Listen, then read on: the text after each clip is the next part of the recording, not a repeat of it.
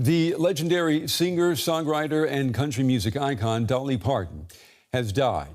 She was 80 years old. The singer was known for hits including Jolene and I Will Always Love You. The doors to Dolly Parton's music studio had always been more than just an entrance to a recording room. They opened into a world filled with songs, memories, and decades of creative work. But after reports surrounding her death, attention suddenly turned toward what may have been left behind inside. What investigators or staff allegedly discovered has sparked disturbing questions and intense speculation among fans. Was there something hidden among the instruments, recordings, and personal belongings? And why did this discovery reportedly change the way people viewed the legendary singer? Let's uncover the story. She won 11 Grammys, 3 Emmys, and received 2 Oscar nominations. She was honored with a star on the Hollywood Walk of Fame and at the Kennedy Center Honors in 2006. The legacy left behind. When Dolly Parton died on the 25th of August, 2026, at age 80, after a brief battle with cancer, attention quickly turned toward what she had left behind. Her death changed the meaning of every unreleased recording from a future possibility into part of a legacy that could no longer be explained by the artist herself.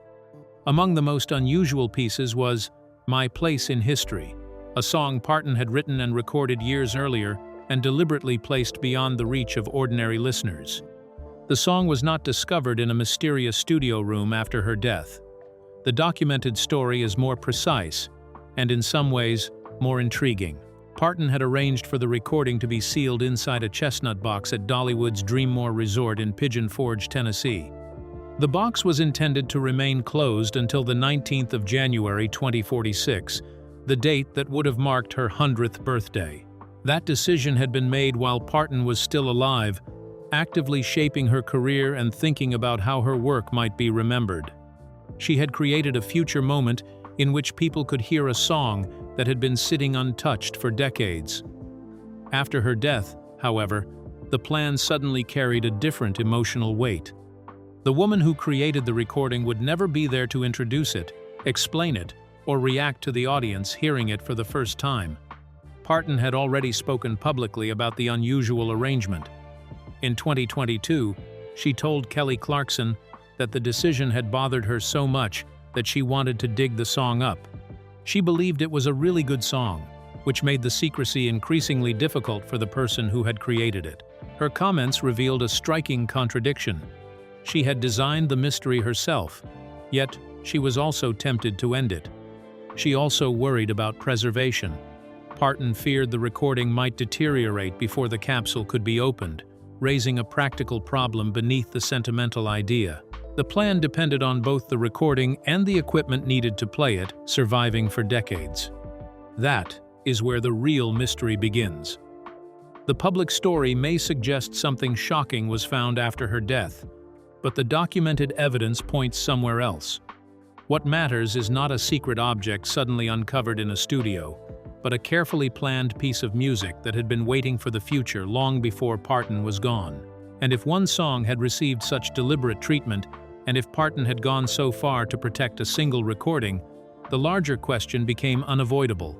Was My Place in History an isolated experiment, or one visible piece of a much larger musical legacy?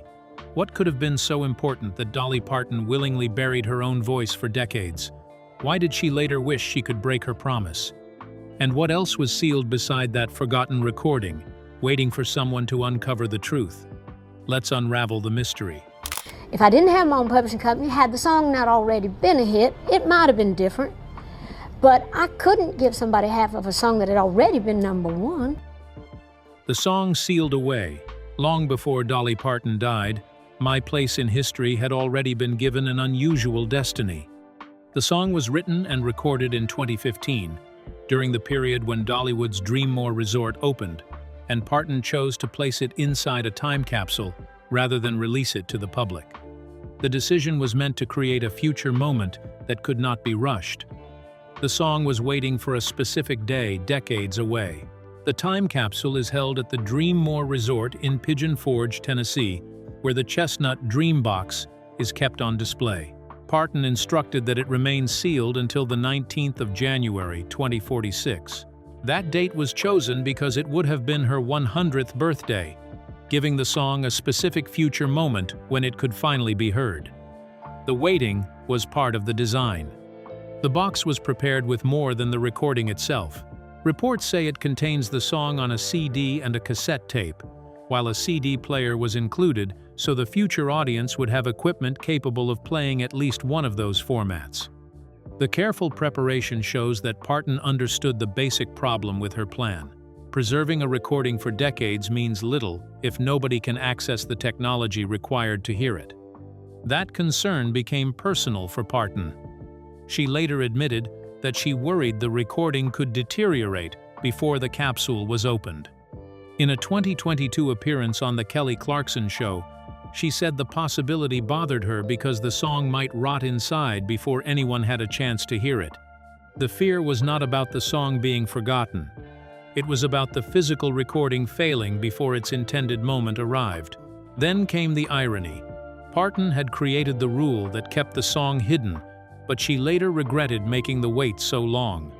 On The Tonight Show starring Jimmy Fallon, she joked that she wanted the box opened because the song was really good and she wanted to replace it with something less impressive.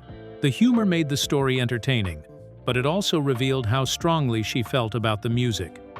After her death, those remarks became more poignant. While she was alive, the possibility existed that she could change the plan. She could ask for the box to be opened, listen to the song, or alter the instructions. That possibility disappeared when she died. The song therefore remains locked away according to the plan she created. Its mystery does not depend on an unknown recording studio discovery. It comes from the strange fact that a song Parton herself once wanted back must now wait for a future audience to hear it. What if that mysterious song was never the real secret? How many recordings did Dolly leave behind, and which ones were never meant to be heard? Could her vault contain something even more unexpected? And what happens when someone finally opens it? Keep watching.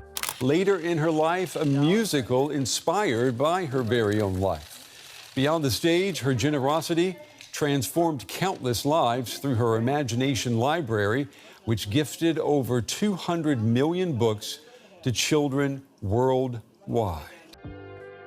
The archive beyond the capsule. The sealed song is only one part of the story surrounding Dolly Parton's unreleased music. Once attention moves beyond my place in history, the scale of what she left behind becomes much harder to define. Parton spent decades writing, recording, and releasing music, but her public catalog never represented every song she created. Some material remained unheard, and some songs were never recorded at all. Parton had spoken about that enormous body of work before her death. She described having hundreds, even thousands, of songs, while making clear that many had never been recorded.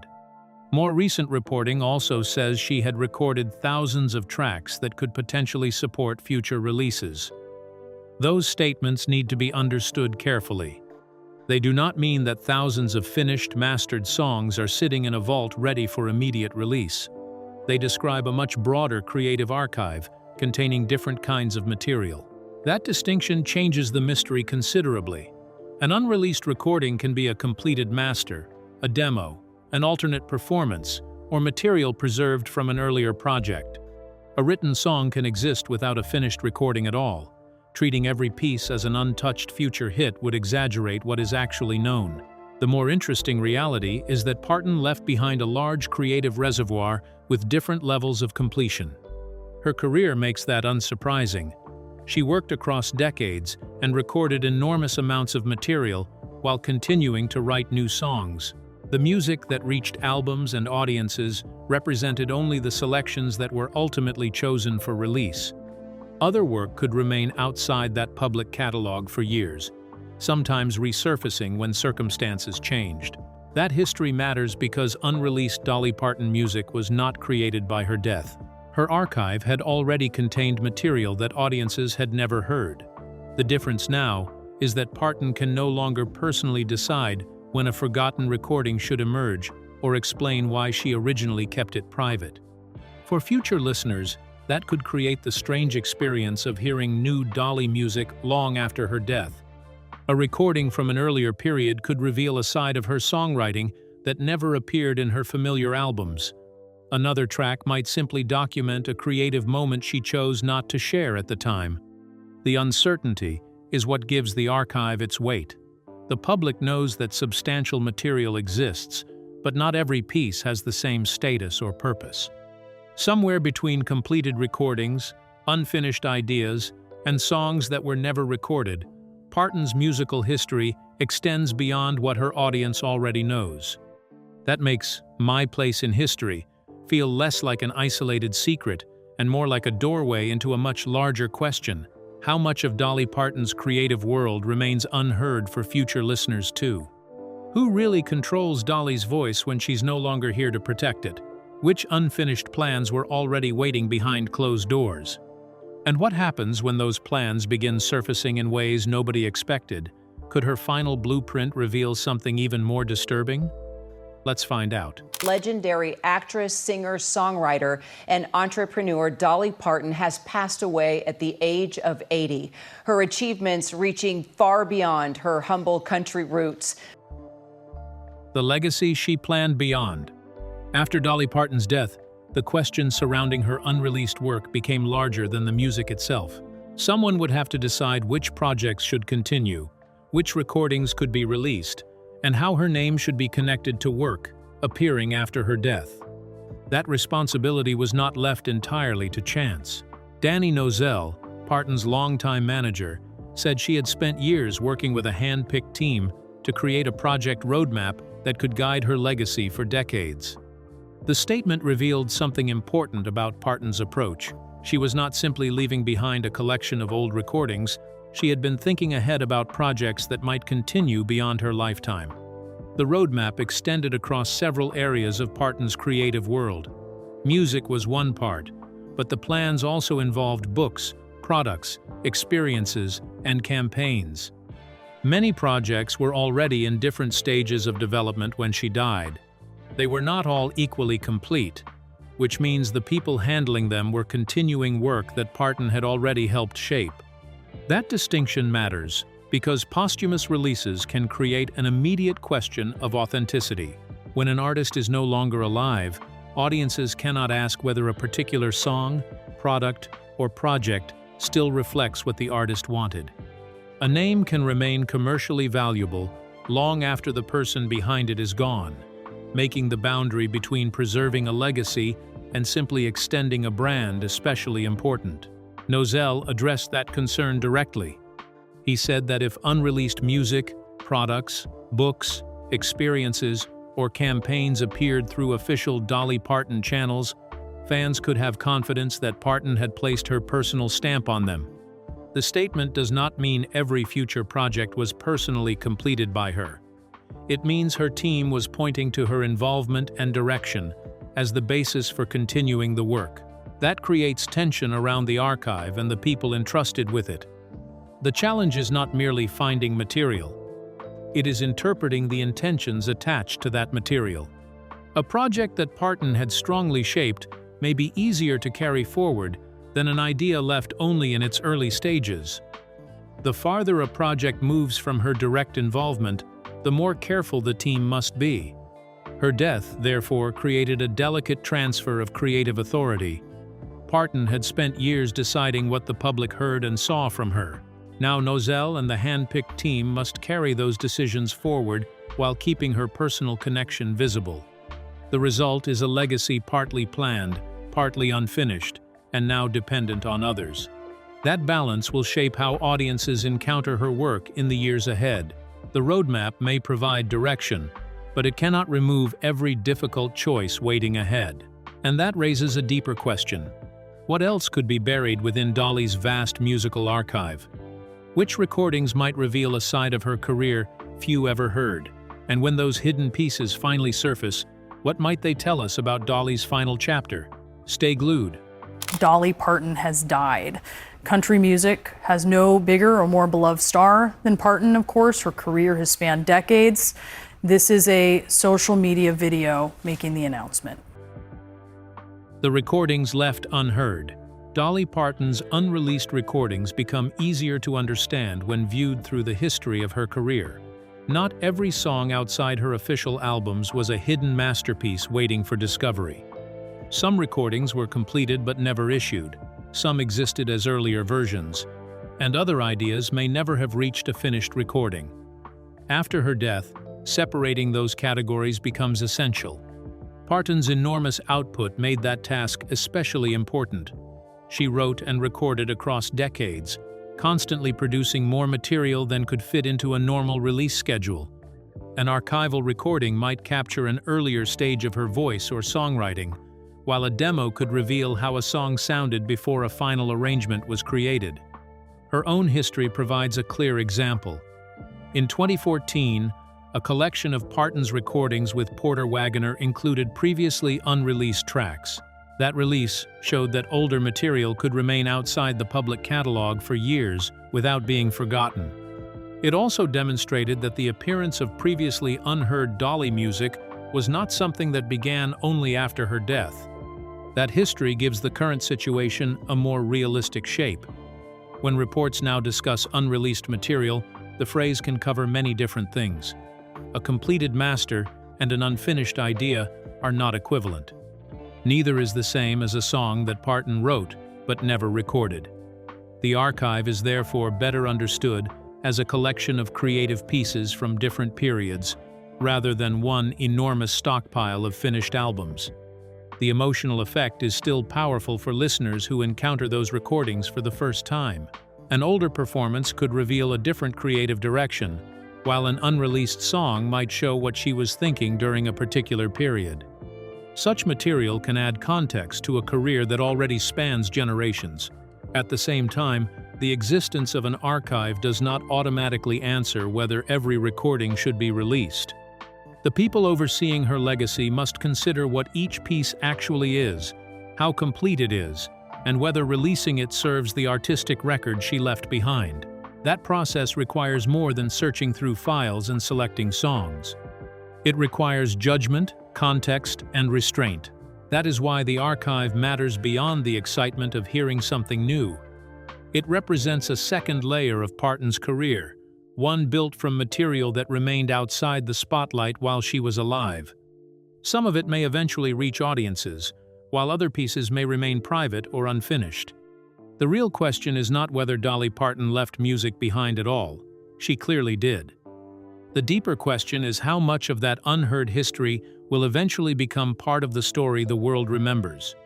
Its future depends on careful selection, not merely on size. What was Dolly really afraid would happen to that recording? Could the equipment meant to preserve her hidden voice reveal something no one expected? And when the capsule finally opens, what will listeners discover waiting inside, a forgotten song, or something far more unsettling? And I'm representing the Parton and Owens family today, announcing the passing of my Aunt Dolly Rebecca Parton Dean, sister, sis, Aunt Granny to one generation and Gigi to the next. The recording time could destroy. The most unsettling detail about Dolly Parton's time capsule was not simply that the song was secret, it was that Parton herself worried the recording might fail before anyone could hear it. The concern introduced a practical weakness into an idea that otherwise sounded almost perfectly planned. Time does not simply preserve physical recordings. In 2015, Parton wrote and recorded My Place in History and arranged for it to be sealed inside a chestnut box at Dollywood's Dreammore Resort in Pigeon Forge, Tennessee. The box was intended to remain closed until the 19th of January, 2046. The date that would have been her 100th birthday. Inside were recordings of the song, including a CD and cassette tape, along with a CD player intended to make the music playable when the capsule was finally opened. That preparation showed how seriously Parton had considered the future and the practical problems that could stand between a recording and its audience.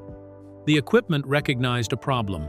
Preserving sound is not only about protecting the recording, it also requires preserving a practical way to access the format.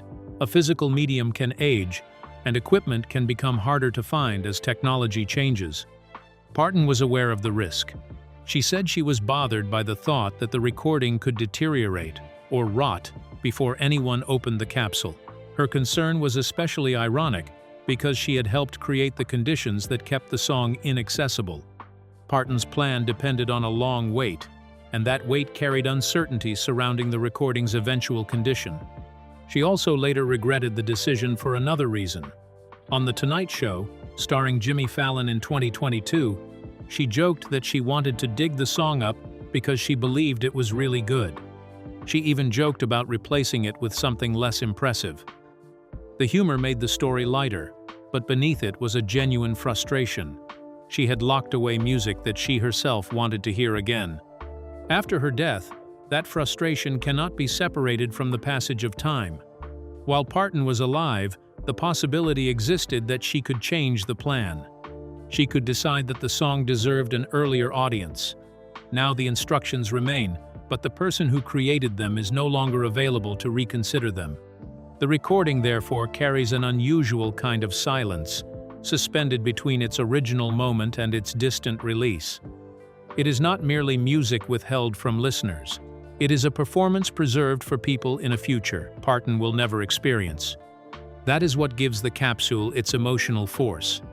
The box represents her attempt to send a piece of her voice forward through time, while also exposing how fragile that plan can be. Whether the recording survives perfectly is one uncertainty. What future listeners will feel when they finally hear it is another, and neither question can be answered yet. Risk remains.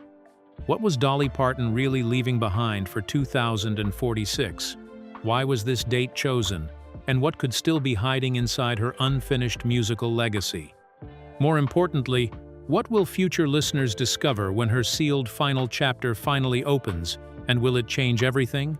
I'm a gypsy. I never got over that. I've always loved going. And so I think it's going to be a good time. We were just, so many good things were happening, and we got such wonderful publicity and press. The final song still waits. Dolly Parton's death did not automatically unlock the song she had deliberately hidden away. My place in history remains tied to the instructions she created while alive, meaning the recording is still intended to remain sealed until the 19th of January 2046.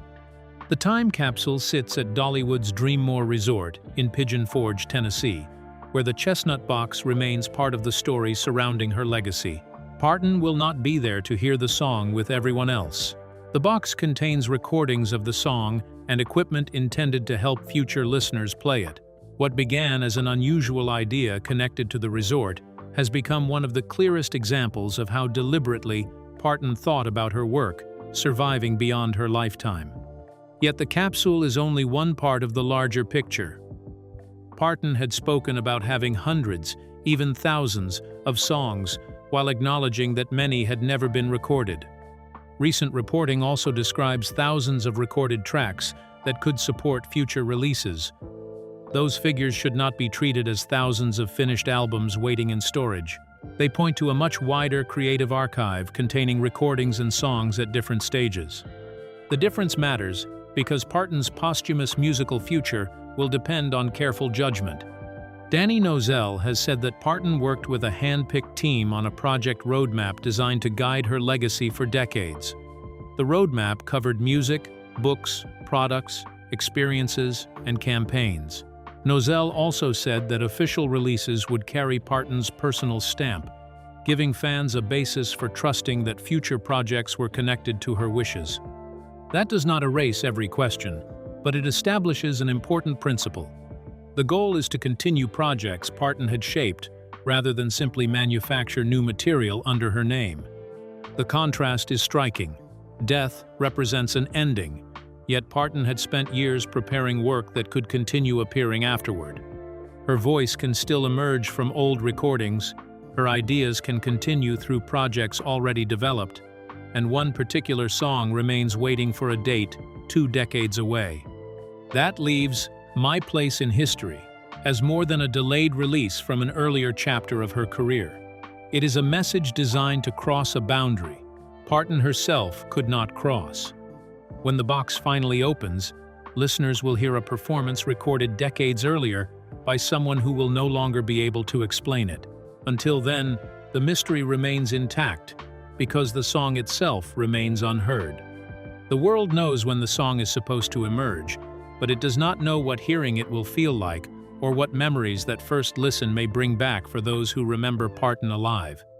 And that unanswered question may be the most lasting part of the legacy Parton left waiting in silence.